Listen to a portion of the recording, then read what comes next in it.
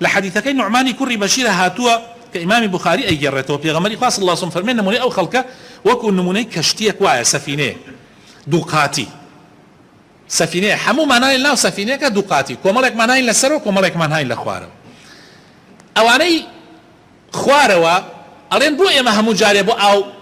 بروين السرو سطل بوينو أو هالكيشين لبحره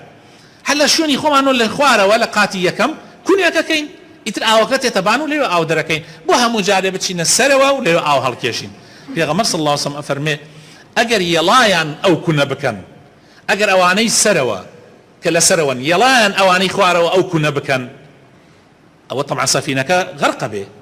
ئەو کاتە ئەوانەی سەرەوە ئەوانەی خوار شۆتیاچن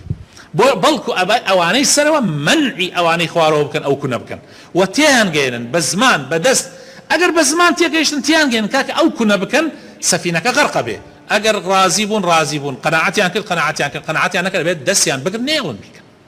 اجينا هر هميان بيكوتياج مش مسألة كزور حساسة بو مسألة تغيير منكر آياتك معنى القرآن خوي تعالى فرمي يا أيها الذين آمنوا عليكم أنفسكم لا يضركم من ضل إذا اهتديتم خوي تعالى فرمي أي أو كساني إيمان دارن ئێوە خەریکی خۆتان بن گوێ مەدەن ئەوانەی کە گومڕائە بن مادام ئێوە خۆتان چاکن گوێ مەدەن ئەوانەی کە گومڕائە بن هەنێک کەس لەم ئاەتە لەوە چی وا تێبگا من بۆ خۆم دەسەنەمە سەر کڵاو خۆمە حەقم نییە چی ڕۆدا من حەقم چێ کابرا خراپە بۆ خۆی خراپە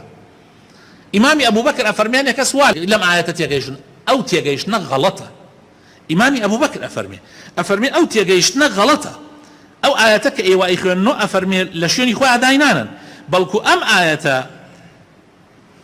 من جملة پیغمبر صلى الله عليه وسلم فرميتي إن الناس إذا رأوا المنكر بينهم فلم ينكروه يوشك أن يعمهم الله بعقابه أو بعذابه أفرمي جملة پیغمبر صلى الله عليه وسلم لباري أم آياته وتفسيري أم آياته كأجر خلقي منكري كان بيني خرابي كان بيني أجر شاكي نكن خوا هرهم يعني عقوبة هذا يعني آياتك معناها كي أي مسلمان إيوه أجر خوتان شاك بن نێلن خراپە دروست ببێ بە زمان و بەدەست و بە دڵ خراپەکان بگۆڕن گوێ مەدەن ئەوانەی کە گومڕائە بن معنای ئاەتەکە وایە نەک عەکسی ئەمە پێغەمبەری خوا صلی الله علیه وسلم ڕۆژێک هاتەوە ماڵ دەمچاوی تێک چوو بوو ڕەنگی تێک چوو بوو یەکی لە خێزانەکانی ئەیگەڕێتەوە ئەفەرمێ پێغەمبەر صلی الله علیه وسلم زۆر تێک چوو بوو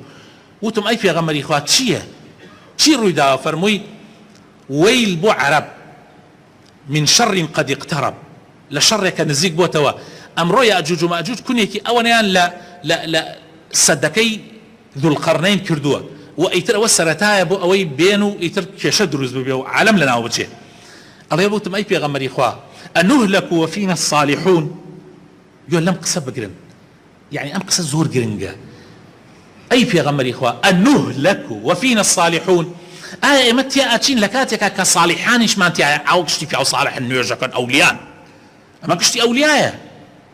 ألا إن أولياء الله لا خوف عليهم ولا هم يحزنون الذين آمنوا وكانوا يتقون أو إيمان يعني أو حاتم بو مزقوت وجمعة كان أولياء أي في غمر إخوة آية يأجوج ومأجوج تيولاتي إسلام لنا وبا لكاتيك كإما فيها صالحان ما أنت في غمر صلى الله عليه وسلم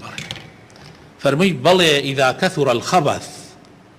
فرمي بلي أقر خرابة كاري زور بو أمانيش بوقعان هردانشتود وبيدنن وكبن ودەسیان ناتە سەر کڵاو خۆیان بابانەی با ئەرە وەڵڵا وا تێئەچن